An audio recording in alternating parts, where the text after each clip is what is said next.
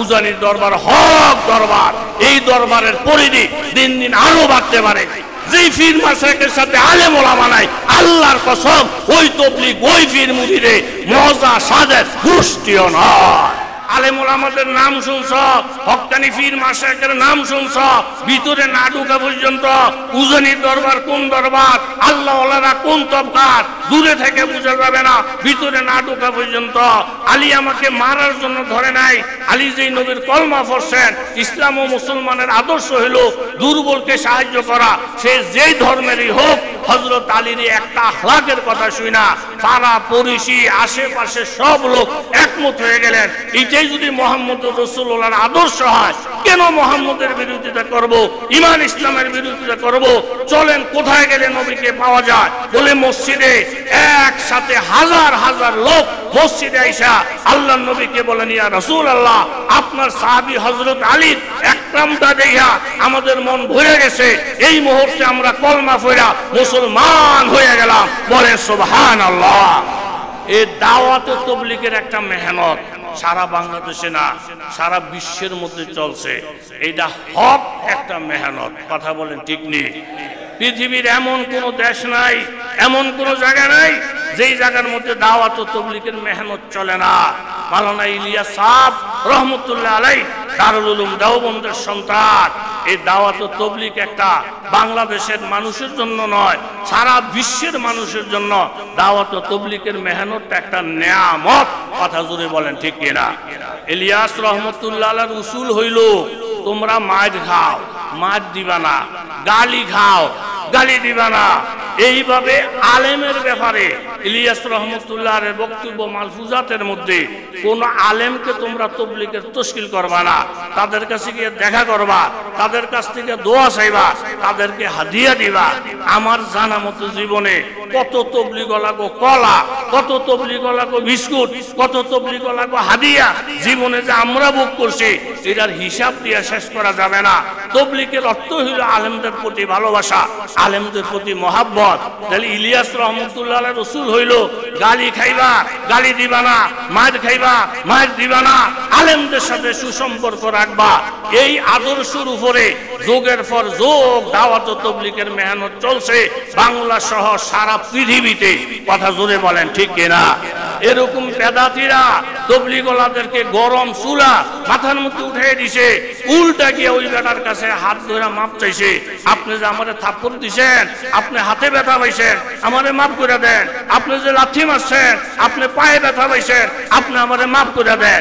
তাহলে গালি খাওয়া, এইভাবে মার খাওয়া, খাইবো মার দিব না, আলেমদেরকে শ্রদ্ধা করব, এটা হলো দাওয়াত ও তাবলীগের উসুল। কথা জোরে বলেন। সম্মুখে বয়ান রাখবেন আপনাদের আমাদের সবাই সুপরিচিত হযরতুল আল্লাম শেখুল হাদিস আল ফায়েক আলাল আকরান ওয়াল বারে আলা আবনাইজ জামান লা জালাত সাহবা ফয়ুজিহি মাতরা মৌলানা নজির আহমদ সাহেব মাত্তাআনাল্লাহ বিতৌল হায়াতিহি। বাইরা, সত্য বলি, বাস্তব বলি, মুখলেস। আল্লাহ তুমি হজরতের জবান দিয়ে এমন কিছু কথা বাহির করো যেগুলি আমাদের হেদায়েতের জরিয়া হয়ে যায়। ইনশাআল্লাহ সবাই বসি আমরা প্রাণ খুলে ওয়াজ শুনতে পারবেন। তারপর হযরতুল আল্লাম হযরত মাওলানা ইরফান বিন তোরাবালী সাহেব, তিনিও শেখুল হাদিস, বহু বড় আলেম, ভালো আলেম মাশাআল্লাহ, তিনিও বয়ান রাখবেন। তারপরে উলামা হযরতরা একের পর এক আছে, এখনো ফতোয়া আছে। আল্লাহ আল্লাহ আসছে। আলহামদুলিল্লাহ আলহামদুলিল্লাহ নাহমাদুহু ওয়া নাস্তাঈনুহু ওয়া নাস্তাগফিরুহু ওয়া নাউযু বিল্লাহ ونعوذ بالله من شرور أنفسنا ومن سيئات أعمالنا من يهده الله فلا مضل له ومن يضلله فلا هادي له ونشهد أن لا إله إلا الله وحده لا شريك له ونشهد أن سيدنا ومولانا محمدا عبده ورسوله أرسله بالحق بشيرا ونذيرا وداعيا إلى الله بإذنه وسراجا منيرا أما بعد فأعوذ بالله من الشيطان الرجيم بسم الله الرحمن الرحيم وما كان لمؤمن ولا مؤمنة إذا قضى الله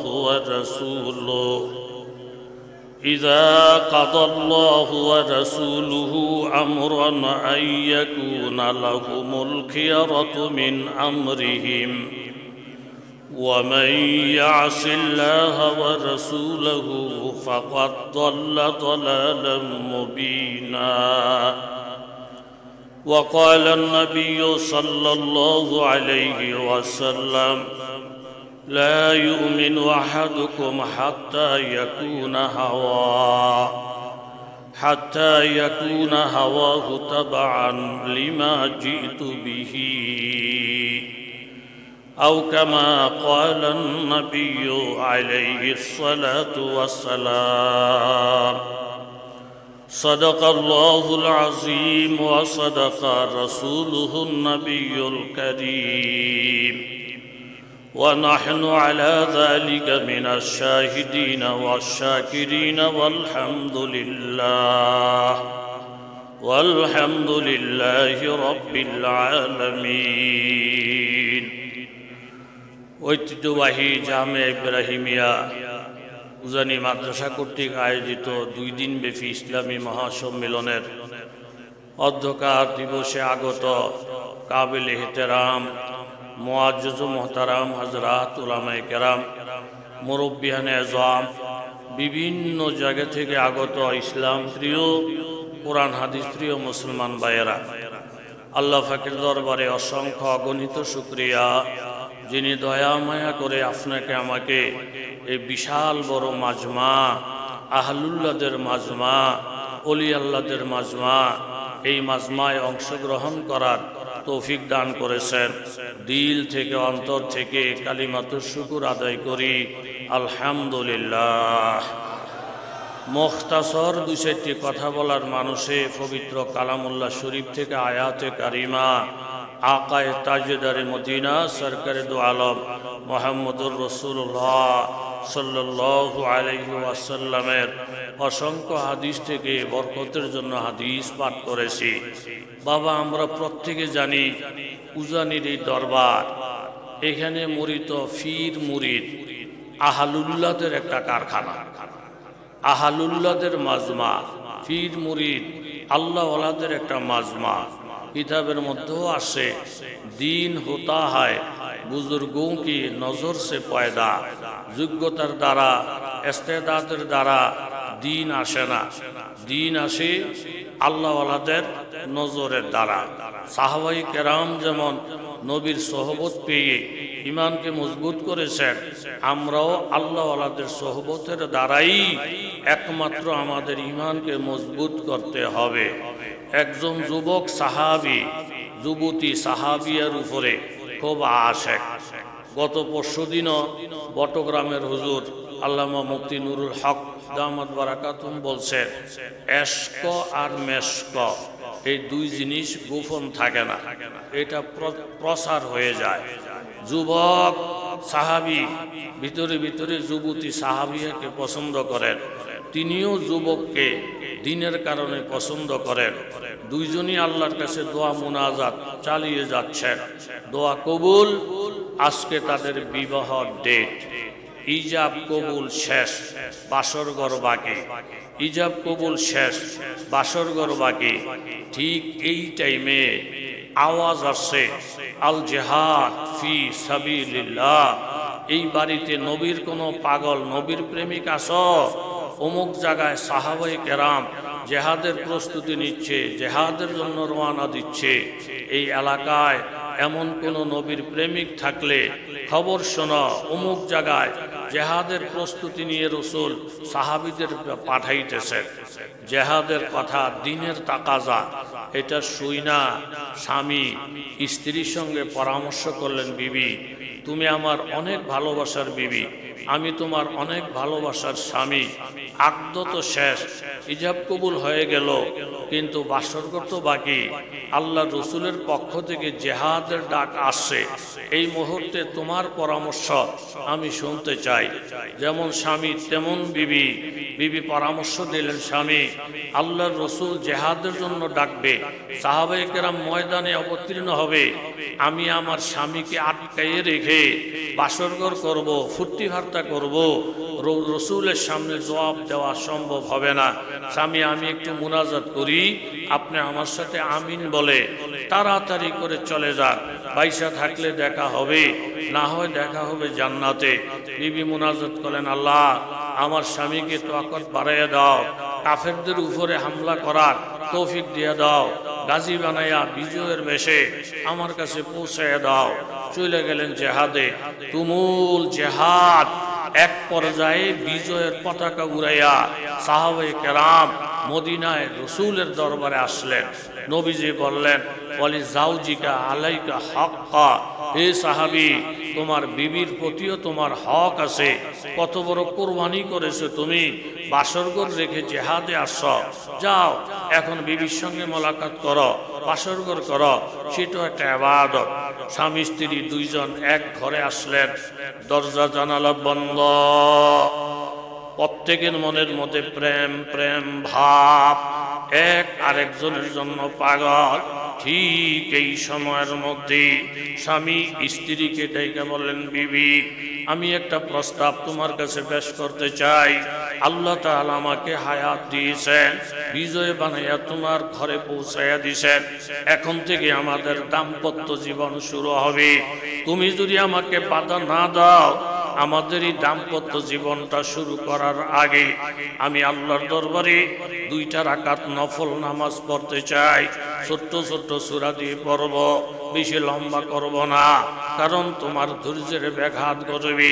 কথাটা শুই না বিবি অনেক খুশি হয়ে গেলেন, স্বামী আমার মনের কথাটাই আপনি বলছেন, আমিও 2 রাকাত নফল নামাজ পড়ব, ছোট্ট সূরা দিয়ে পড়ব, লম্বা করলে আপনি ধৈর্য ধরতে পারবেন না। দুইজনের কথাবার্তা শেষ, স্বামী নামাজের নিয়ত বাঁধছেন, স্ত্রী আরেক জায়গার মধ্যে নিয়ত বাঁধছেন। স্বামী নামাজের জন্য দাঁড়াইয়া যখন সূরা কেরাত আরম্ভ করে দিয়েছেন, আল্লাহর মারিফতের সাগরে যখন ডুব দিয়ে ফেলছেন, সূরা কেরাতের মজা পাইয়া এক সূরা যখন শেষ হয়ে যায় আরেক সূরা আরম্ভ করলেন, ওই সূরা যখন শেষ হয়ে যায় আরেক সূরা আরম্ভ করলেন। আল্লাহর মারিফতের স্বাদ পাইয়া, সূরা কেরাতের মজা পাইয়া, আল্লাহর প্রেমের সাগরে ডুব দিয়া বিবির কথা মনে নাই, বাসরঘরের কথা মনে নাই। লম্বা নামাজ পড়া 2য় রাকাতের সিজদার মধ্যে যখন গেছে, হঠাৎ করে শোনা যায় মসজিদে নববীর থেকে হযরতে বেলালের কণ্ঠে ফজরের আযান শোনা যায়।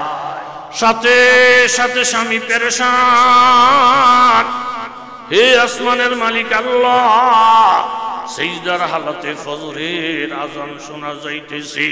তাড়াতাড়ি করে নামাজ শেষ কইরা নিজে নিজে লজ্জিত হয়ে গেলেন, আল্লাহ আমি আমার বিবির কাছে কি জবাবটা দিব? ও আসমানের মালিক, তোমার প্রেমের স্বাদ পাইয়া সিজদার হালাতে রাত্র শেষ হয়ে গেছে, আমার বিবি না জানি কতবার আমার দিকে চুকি মারছে, আমাকে দেখার জন্য ইন্তজার করছে, বিবির মনে না জানি কত কষ্ট জমা গেছে। আল্লাহ তুমি তো জানো, তোমার প্রেমের মজা পাইয়া বিবির প্রেমের কথা মনে নাই। চোখের পানিগুলা মুইসা আস্তে আস্তে যখন বিবির রুমে গেছেন, বিবির রুমে গিয়ে দেখেন বাবা বিবির নামাজ এখনো শেষ হয় নাই। বিবির সিজদার হালতে দেখা যায়। ডাইকে বলেন বিবি গো আমার, আল্লাহর কসম মসজিদের মধ্যে ফজরের আযান শুরু হয়ে গেছে। বিবি মনে মনে লজ্জিত হইয়া নামাজটা শেষ কইরা স্বামীর পায়ের মধ্যে পড়ে গেছে। স্বামী গো আমার, আজকে সারাটা রাত্রি না জানি আপনার কত কষ্ট হয়েছে, বারবার আমার দিকে নজর করছেন, বারবার আমার ইন্তজার করছেন, কিন্তু আল্লাহর কসম নামাজের মধ্যে দাঁড়াইয়া মাবুদের প্রেম যখন অন্তরে ঢুকে গেছে, মাবুদের প্রেমের মজা যখন পেয়ে গেছি, দুনিয়ার প্রেমিকের কথা ভুইলা গেছি, স্বামী আমাকে মাফ করে দেন। স্বামী একটা মুস্কি হাসি দিয়ে বললেন বিবি গো আমার, আল্লাহর জাতের কসম খেয়ে বলছি, যেই মাবুদের প্রেমের মধ্যে পয়রা স্বামীর কথা মনে নাই, ওই মাবুদের প্রেমে পয়রা আমারও তোমার কথা মনে নাই। এই কথাটাই আমার আল্লাহ বলছেন, নেককার পুরুষের জন্য নেককার বিবি হওয়া দরকার, আর খবিশের জন্য খবিশ হওয়া দরকার। এই যে নামাজের মজা, এই যে ইশক আর প্রেম, এটা একমাত্র নবীজির সোহবতের বরকত। ধরে বলেন ঠিক কিনা? হযরতে বুরাইদা আসলামী রাদিয়াল্লাহু আনহু একজন সাহাবী নবীর দরবারে এসে বলেন, ইয়া রাসূলুল্লাহ, আমি বিবাহের উপযুক্ত একজন সাহাবী, বহু জায়গায় বিবাহের প্রস্তাব করেছি, কিন্তু আমি আশা অনুযায়ী পাত্রী পাই নাই। বিবাহ না করলে যদি চলে তাইলে আমি বিবাহ করলাম না, আর যদি বিবাহ করাই লাগে আমার পরামর্শদাতা, আমার আকা, আমার মশওয়ারাদাতা মুহাম্মদুর রাসূলুল্লাহ নবী যা বলবেন এটাই হবে আমার কর্মসূচি।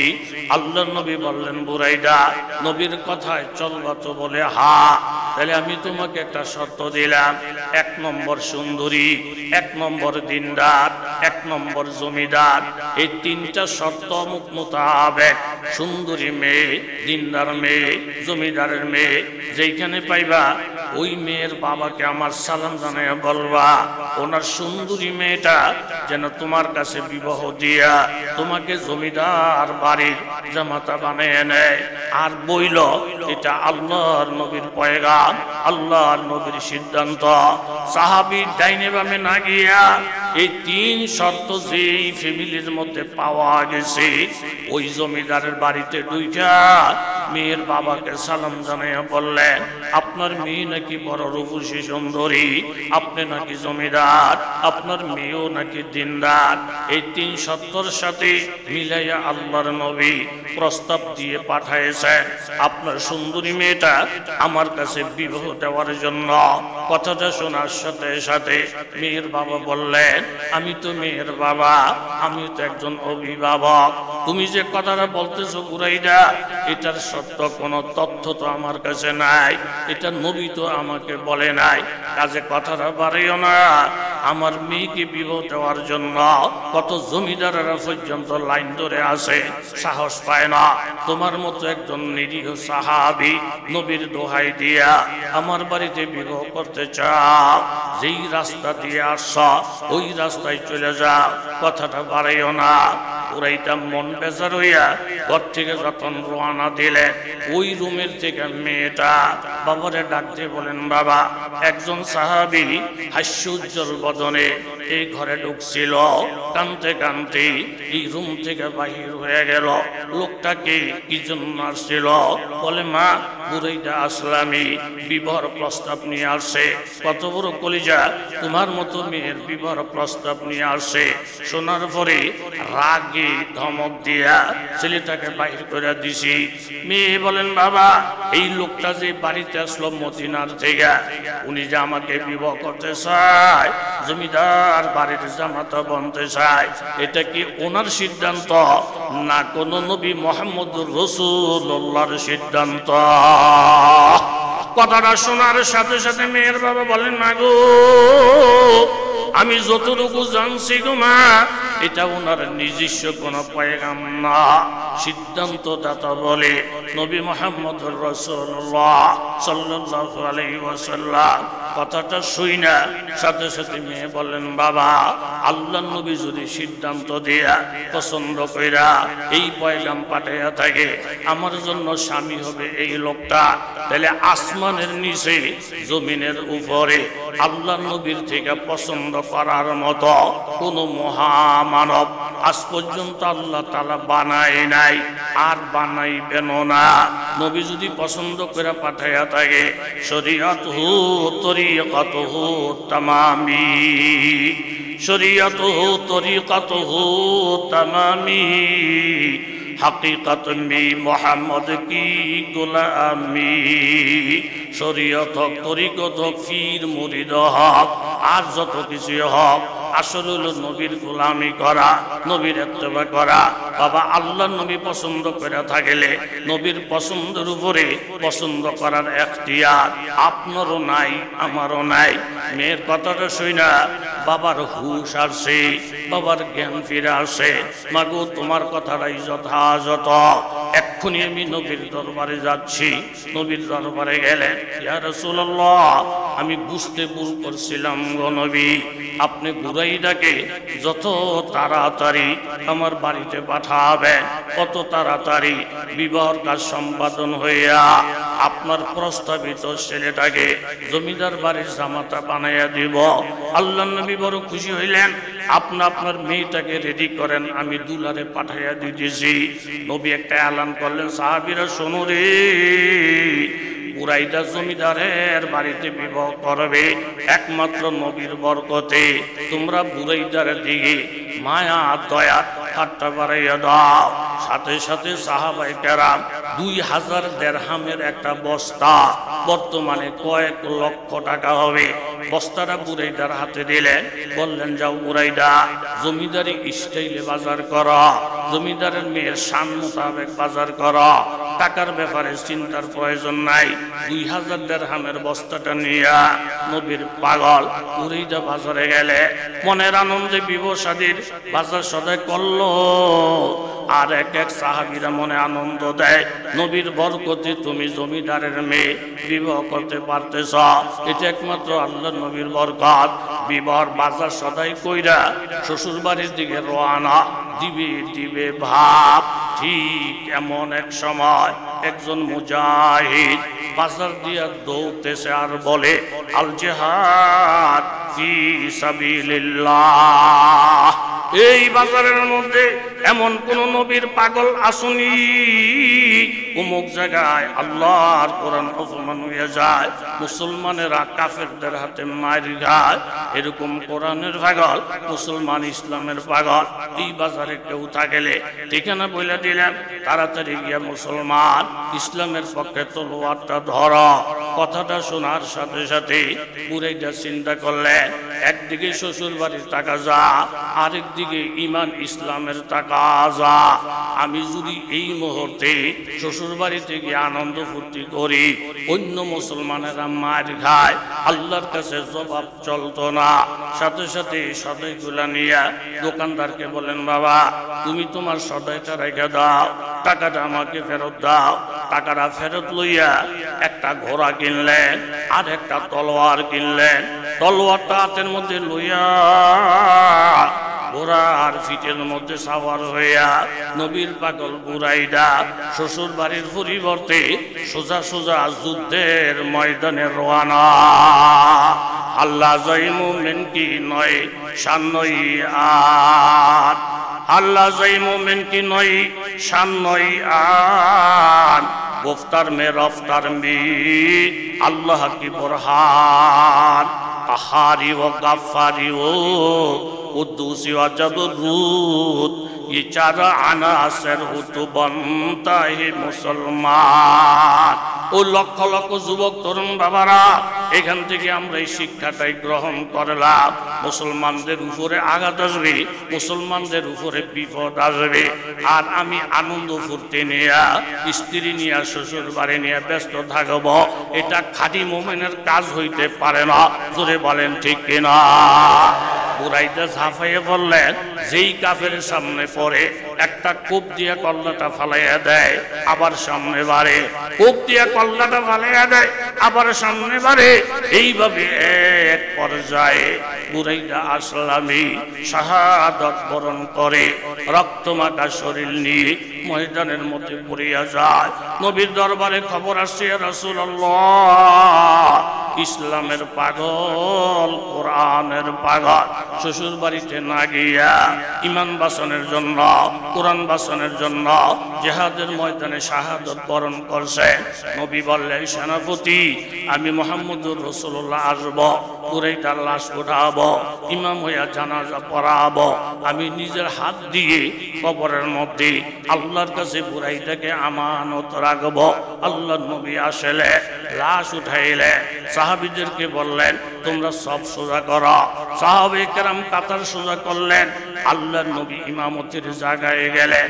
আল্লাহর নবী একটা এলান দিলেন, ও সাহাবীরা শোনো, আমি নবী নবুয়তের চক্ষু দিয়া দেখি এই ময়দানের মধ্যে জানাজায় শরীক হওয়ার জন্য আসমান থেকে এই পরিমাণ ফেরেশতা নাজিল হয়ে গেছে, যেই দিকে তাকায় শুধু রহমতের ফেরেশতা আর ফেরেশতা দেখতে পায়। জানাজা যখন শেষ, এই লাশ নিয়ে যখন রওনা, আল্লাহর নবী হঠাৎ করে আসমানের দিকে তাকাইয়া একটা মুস্কি হাসি দিলেন। সাহাবায়ে কেরাম বলেন, ইয়া রাসূলুল্লাহ এই মুহূর্তে মুস্কি হাসির রহস্যটা কি? আল্লাহর নবী বলেন, সাহাবীরা শোনো, দ্বীনের জন্য, কোরআনের জন্য সুন্দরী বিবি রাইখা বুরাইদা শাহাদাত বরণ করলেন। থইগা যায় নাই, আসমানের দিকে নজর করে দেখি জান্নাতের হুর পরীরা আমাকে নজর করে বলেন, ইয়া রাসূলুল্লাহ বুরাইদা যত তাড়াতাড়ি কবরে আসবে কত তাড়াতাড়ি আল্লাহ তাআলা আমাদের সাথে বুরাইদার বিবাহ জান্নাতে পড়াইয়া দিবি। জোরে বলেন ঠিক কিনা? এই জন্য ঈমান ইসলামের তাকাজাকে সামনে নিয়ে হইল আপনার আমার কর্মসূচি। ইসলাম নষ্ট হয়ে যাবে, আপনি আমি ফুর্তি করব, আল্লাহর নবীর কাছে জবাবদেহি চলবে না, চলবে না। কথা জোরে বলেন ঠিক কিনা? দোস্তরা জোর করে কাউকে কেউ মুসলমান বানাইতে পারে না। হযরত আলী রাদিয়াল্লাহু তাআলা আনহু ফজরের নামাজের আজান হইছে মসজিদে নববীতে, নামাজের উদ্দেশ্যে রওনা দিয়েছেন। পথের মধ্যে গিয়ে দেখেন একজন বৃদ্ধ ইহুদি বারবার উঠতে চায়, শক্তির কারণে পারে না, বারবার উঠতে চায়, শক্তির কারণে পারে না। হযরত আলী কাছে গেলেন, গিয়ে দেখেন যে আপনাকে দল মত নির্বিশেষে সহযোগিতা করা এটা আমার নবীর আদর্শ। কাঁধের মধ্যে বহন কইরা হযরত আলী যখন রওনা দিয়েছেন, কাছাকাছি যাওয়ার পরে বাড়ির লোক নজর করে দেখে শেরে কোথা হযরত আলীর কান্দে দাদায় বসা। এরা সব একমত, আলী সহ যদি বাড়িতে আসে, আইসে জিজ্ঞাসা করবো এই ঘরে কারা, খবর দে, আসবো এক কোপ দিয়া কল্লা ফালাইবো। ওই ঘরে কারায়, খবর দাও, আসবে এক কোপ দিয়া কল্লা ফালাই দিবে। আলীর সাথে মোকাবেলার সাহস আমাদের নাই। ফলারে ফলা, যে যেদিকে ফল দেখস ফলাইয়া যা। মুহূর্তের মধ্যে পুরা বাড়ি খালি। হযরত আলী ইহুদিকে রাইখা যখন মসজিদের দিকে রওনা দিলেন, আস্তে আস্তে এদের ঘুম ভাঙছে। আলী তো মারে নাই, দাদা তো এখনো জীবিত। আইসা জিজ্ঞে, দাদা এখনো আপনি মরেন নাই, আপনার কলিজা কত বড়। শেরে কোথা আলীর হাতে ধরা পড়া, এখন আপনি জেঠা। উনি বুঝাইলেন, ইসলামের নাম শুনছ, মোহাম্মদের নাম শুনছ, ইমান ইসলাম কি জিনিস বুঝো না। আলেম ওলামাদের নাম শুনছ, হক্কানি পীর মাশায়েখের নাম শুনছ, ভিতরে না ঢোকা পর্যন্ত উজনির দরবার কোন দরবার, আল্লাহ ওয়ালারা কোন তবকাত, দূরে থেকে বোঝা যাবে না, ভিতরে না ঢোকা পর্যন্ত। আলী আমাকে মারার জন্য ধরে নাই। আলী যেই নবীর কলমা পড়ছেন, ইসলাম ও মুসলমানের আদর্শ হলো দুর্বলকে সাহায্য করা, সে যেই ধর্মেরই হোক। হযরত আলীর একটা আখলাকের কথা শুই না, পাড়া পড়শি আশেপাশে সব লোক একমত হয়ে গেলেন, এটাই যদি মুহাম্মদুর রাসূলুল্লাহর আদর্শ হয়, কেন মুহাম্মদের বিরোধিতা করব, ঈমান ইসলামের বিরোধিতা করব? চলেন কোথায় গেলে নবীকে পাওয়া যায়। বলে মসজিদে একসাথে হাজার হাজার লোক মসজিদে আইসা আল্লাহর নবীকে বলেন, ইয়া রাসূলুল্লাহ আপনার সাহাবী হযরত আলীর একরামটা দেখা আমাদের মন ভরে গেছে, এই মুহূর্তে আমরা কলমা পড়া মুসলমান হয়ে গেলাম। বলেন সুবহানাল্লাহ। এই দাওয়াত ও তাবলীগের একটা মেহনত। সারা বাংলাদেশে না, সারা বিশ্বের মধ্যে চলছে। এইটা হক একটা মেহনত, কথা বলেন ঠিক নেই? পৃথিবীর এমন কোন দেশ নাই, এমন কোন জায়গা নাই যেই জায়গার মধ্যে দাওয়াত ও তাবলীগের মেহনত চলে না। মাওলানা ইলিয়াস সাহেব রহমতুল্লাহ আলাইহি দারুল উলুম দেওবন্দের সন্তান। এই দাওয়াত ও তাবলীগ একটা বাংলাদেশের মানুষের জন্য নয়, সারা বিশ্বের মানুষের জন্য দাওয়াত ও তাবলীগের মেহনত একটা নেয়ামত, কথা জোরে বলেন ঠিক কিনা?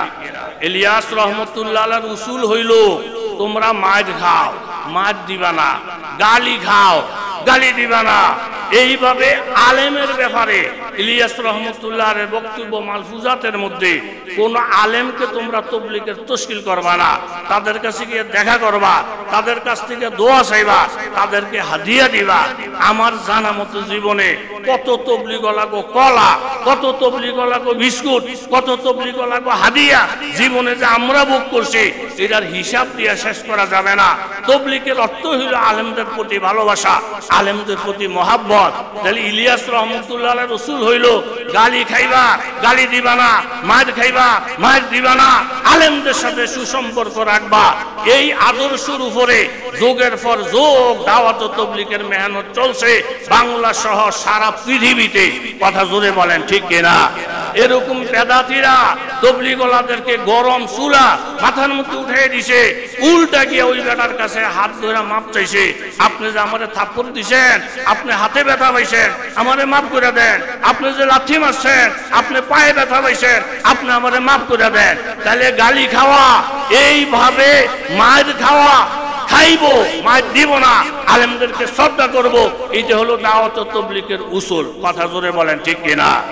এখন ঠান্ডা মাথায় আমি আপনাদের কাছে জানতে চাই, এই চলতি মাসের 17 তারিখ দিবাগত রাত্রে টঙ্গীর ইজতেমার ময়দানে ঘুমন্ত অবস্থায় 4 জন মানুষকে এরকম ভাবে গলা কাইটা, পেট ফাইরা, ঠ্যাং আলাদা কইরা 4 জন মানুষকে যারা শহীদ করলো, হাজার হাজার মুসলমানের হাত খাও ভাইয়া গুড়া কইরা, সাফেরও এইভাবে পিটায় না যেইভাবে মুসলমান গুলারে পিটানো হইলো, আলেমদেরকে পিটানো হইলো। এর আগে 2017 সালের এরকম 1 ডিসেম্বর হাজার হাজার আলেমদেরকে পিটাইয়া ছোট ছোট মাদ্রাসার তালিবুল ইলমদেরকে গাছ ধরে ধরে তুরাগ নদীর মধ্যে ডুবাইয়া দেওয়ার যারা চেষ্টা করলো, আমার তাবলীগের সাথে কোনো বিরোধিতা নাই, ব্যক্তির সাথে আমার কোনো আক্রোশ নাই। আমি এই কথাটা জানতে চাই, যেই তাবলীগের নাম দিয়া ঘুমন্ত মানুষের শহীদ করে দেয়, যেই তাবলীগের নাম দিয়া নিরীহ মানুষের উপরে আঘাত করে, এরা কি দাওয়াতে তাবলীগের পক্ষের কেহ না এরা সন্ত্রাসী? এখন আমরা না, সারা পৃথিবীর থেকে আওয়াজ আসছে। এই উলামায়ে কেরাম আপনাদের হাতে ভাই ধরে অনুরোধ করি, সারা পৃথিবী থেকে এক আওয়াজ আসছে, যারা মানুষ হত্যা করাটারে জায়েজ মনে করে, সাবাবুল মুসলিমে ফুসুকুন কাতালুহু কুফরুন। আমরা জানি আল্লাহ নবী হাদিসে বলছেন, এক মুসলমান আরেক মুসলমানের গালি দেওয়া হইল কবিরা গুনাহ, এক মুসলমান আরেক মুসলমানের হত্যা করা হইল কুফরি গুনাহ। কেউ যদি একজন মুসলমানকে হত্যা করে, ফাকা আন্নামা কাতালান নাসা জামিআ, যেহেতু সব মুসলমান এক, একজন মুসলমানকে যে হত্যা করলো সে যেন সারা পৃথিবীর মুসলমানদেরকে হত্যা করলো। সারা পৃথিবী থেকে একটা আওয়াজ উঠছে এই কথার উপরে, 7 গ্রুপের নাম দিয়া ঘুমন্ত মানুষকে যারা হত্যা করে, আলেমদেরকে যারা পিটায়, সারাক্ষণ আলেমদের বিরুদ্ধে যারা গীবত শিকায়ত করে, এরা তাবলীগের পরিচয় দেওয়া তো দূরের কথা, মুসলমান হিসাবে পরিচয় দেওয়ার কাজও এরা করে না। এখন এই 7 গ্রুপের লোকদেরকে সারা বিশ্ব থেকে একটা আওয়াজ আসছে, এরা তাবলীগের নামে কলঙ্ক, তাবলীগটাকে ধ্বংস করার জন্য উল্টা পাল্টা কথা যেটা তাবলীগওয়ালারা জীবনে কোনোদিন বলে নাই, এরকম নতুন নতুন মাসালা দিয়া সাত বাংলাদেশের মধ্যে যে ষড়যন্ত্র করতেছে, আমি সকলকে উদাত্ত আহ্বান জানাবো, 7 গ্রুপের লোকেরা তাবলীগের কেউ না, 7 গ্রুপের লোকেরা ঈমান ইসলামের কেউ না। এরা যেই মসজিদে যাবে সেই মসজিদ থেকে তাদেরকে বয়কট করতে হবে, সব মসজিদের দরজায় দরজায় লেখা দিতে হবে, 7 ফন্দিরের বাংলাদেশের কোন মসজিদে প্রবেশ করার অধিকার নাই। যেহেতু সারা বিশ্ব একমত, তারা এখন তবলিগে নাই, তারা খুনি জোরে বলে।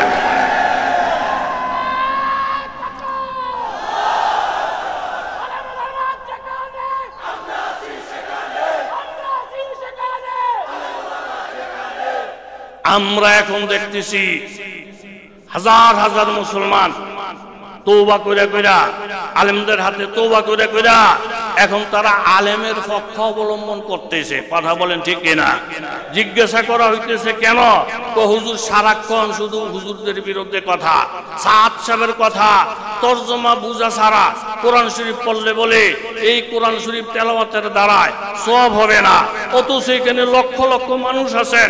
হাদিস শরীফের মধ্যে এই কথা আছে, আলিফ লাম মিম এই আয়াত যদি কেউ পড়ে, আল্লাহু আ'লামু বিমুরাদিহি বিযালিকা, আলিফ লাম মিম এই আয়াতের অর্থ কেউ জানে না।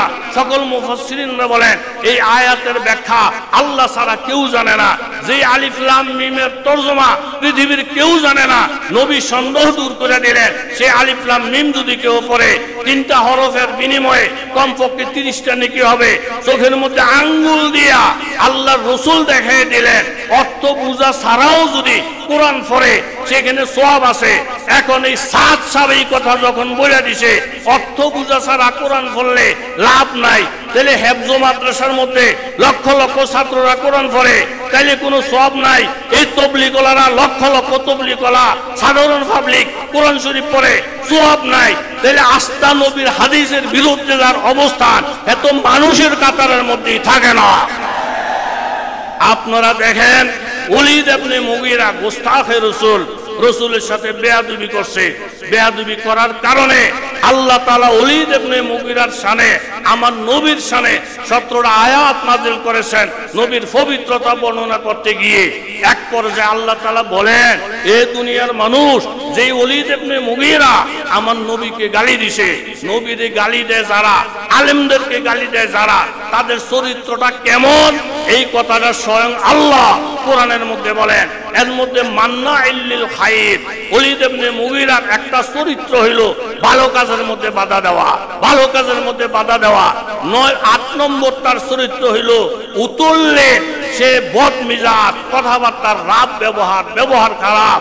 আর 9 নম্বর যে ওলীদ ইবনে মুগীরা নবীরে গালি দিছে, আল্লাহ তাআলা তার পরিচয় করাইছেন বাদা যালিকা জানিম। যে ওলীদ ইবনে মুগীরা আমার পবিত্র নবীরে গালি দিছে, এই ওলীদ ইবনে মুগীরার জন্ম ঠিক নাই, তার বাবা ঠিক নাই। হে আর আম্মারে জিজ্ঞাসা করছে, মা আমার বলে জন্ম ঠিক নাই, কে বলছে? বলে মুহাম্মদ। মুহাম্মদকে কে জানাইলো? বলে আল্লাহ।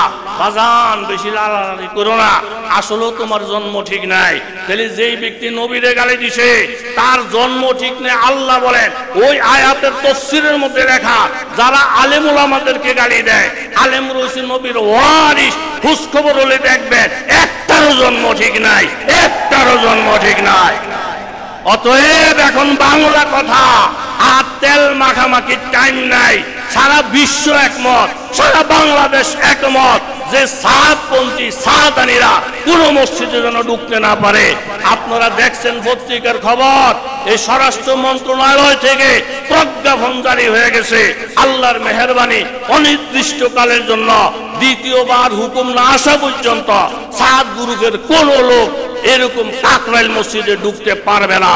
শুধু কাকরাইল নয়, সারা বাংলাদেশে হাজার হাজার সিনারি সহকারে মোবাইলের মধ্যে পোস্ট আসতেছে, হাজার হাজার মুসলমানেরা তওবা কইরা কইরা সাদ গ্রুপের থেকে ফেরত আসতেছে। কথা বলেন ঠিক কিনা? এই জন্য উজানির দরবার থেকে আমরা যে যেখানে যাব পরিষ্কার ঘোষণা, সাদপন্থীরা এই বাংলাদেশের কোন মসজিদে ঢুকতে পারবে না। তাদের অধিকার হরণ করে ফেলছে। তারা তবলিগের উসুলের উপরে নাই, মুসলমানের উসুলের উপরে নাই। তারা সন্ত্রাসী স্টাইল অবলম্বন কইরা দেশকে নাফাক বানানোর ষড়যন্ত্র করছে। বলেন ঠিক কিনা? এই জন্য দোস্ত সোজা হিসাব হইল মানুষ যত খারাপ হোক বানরের থেকে ভালো। কথা কোন ঠিক নেই? 2 ভাই রুটি নিয়ে ঝগড়া, এই হুজুরের এই দোষ, এই হুজুরের এই দোষ, এই হুজুরের এই দোষ। তাহলে রুটি ভাগ করবো কেনা? রুটি ভাগ করবো বানর। আরে মানুষ যত খারাপ হোক বানরের থেকে ভালো। কথা বলেন ঠিক কিনা? এখন রুটি একটা ভাই দুইজন বানরের স্বর্ণ মাফার পাল্লা দিয়া রুটি ভাগ করে। দুই ভাই কইছে হুজুরে খুব ইনসাফগার, স্বর্ণ মাফার পাল্লা দিয়ে রুটি ভাগ করে। যখন টান দিছে দেখে একটা পাল্লা নিচে আর একটা উঠে। দুই ভাই চিল্লাইতেছে মামু মামু মামু, বাঘ ঠিক হয় না, চুপ কর, পাল্লা সোজা করতে আসি। যেই পাল্লাটা নিচে এখান থেকে কিন্তু রুটি খাইছে, খাওয়ার পরে উড় উঠতে গেছে, এটা আবার তলে ঘুরে গেছে। মামু বাঘ ঠিক হয় না, তলে এই ঠিক করতে আসি, এনতে আবার কুদুর খায়, খাইলে উড় উঠতে যায়, এটা আবার তলে ঘুরে যায়। আর হেরা চিল্লে চিল্লে চিল্লে চিল্লি, মামু ঠিক না, কয় চুপ কর, ঠিক হয়ে যাব। একটু পরে পাল্লা ঠিক, ইনসাফের পাল্লা, কিন্তু রুটির গোষ্ঠীও নাই, সব বান্দরের ফেরের ভিতরে। কথা জোরে বলেন ঠিক কিনা? এরকম বান্দর মার্কা কোন নেতা, বান্দর মার্কা কোন মানুষের সিদ্ধান্তে এই বাংলাদেশ চলবে না। এই বাংলাদেশ চলবে আলেম ওলামার সিদ্ধান্তে, আল্লাহ ওয়ালাদের সিদ্ধান্তে। আমাদের পাশের রাষ্ট্র ভারত, এই ভারতও যদি আমাদের দেশ নিয়ে চক্রান্ত করে, ষড়যন্ত্র করে, মুফতি আমিনী রহমতুল্লাহ আলাইহি বলে গেছিলেন আমাদের তিন দিকে ভারত, আমরা ভারতের ফেরের ভিতরে আছি। ভারতের ফেরে থাকার অর্থ হইল আমরা ক্যান্সার, ফেরের ভিতরে থাইগা নারী ভুড়িগুলা যখন কাটতে দিব, ভারত অসহায় হতে বাধ্য হয়ে যাবে। কথা বলেন ঠিক কিনা?